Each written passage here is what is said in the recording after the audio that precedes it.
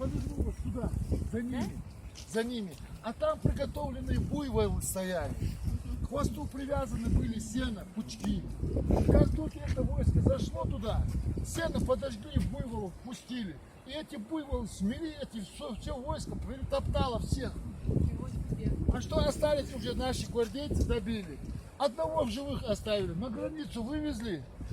Когда вывезли, сказали, сними обувь. Он снял обувь. Вот так вот сделай. Он сделал вот так. Передай Чингисхану, говорит, даже пыль вы отсюда не возьмете, говорит, с этой земли.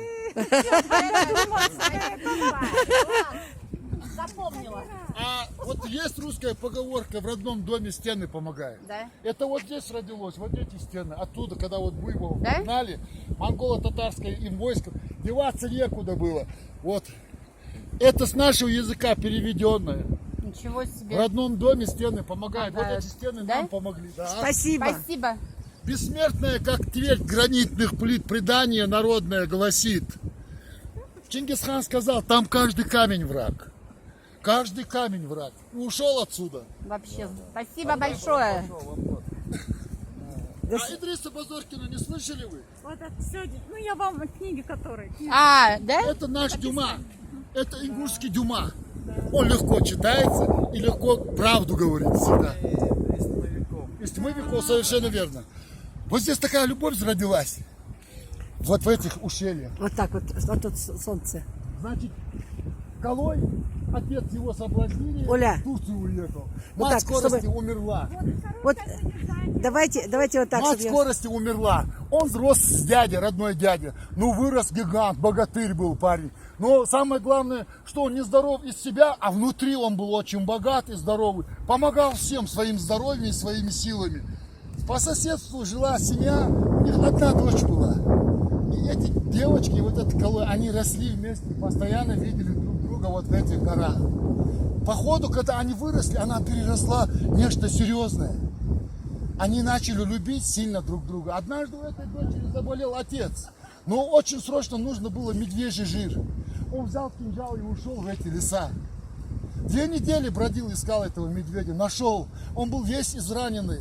Он убил этого медведя, принес жир и спас этого отца. До той степени он был близок к этой семье.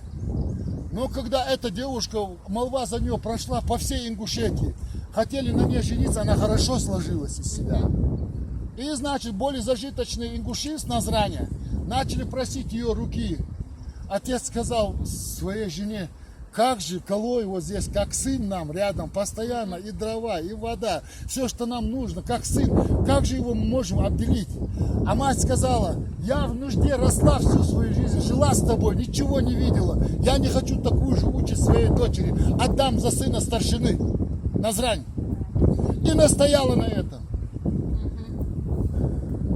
Когда они на свидание приходили вот сюда, он приезжал на коне, а она приходила. Он себе позволял взять ее за талию и на бок посадить на коня. Все, он ее больше не трогал. Ингушский менталитет другого не позволял.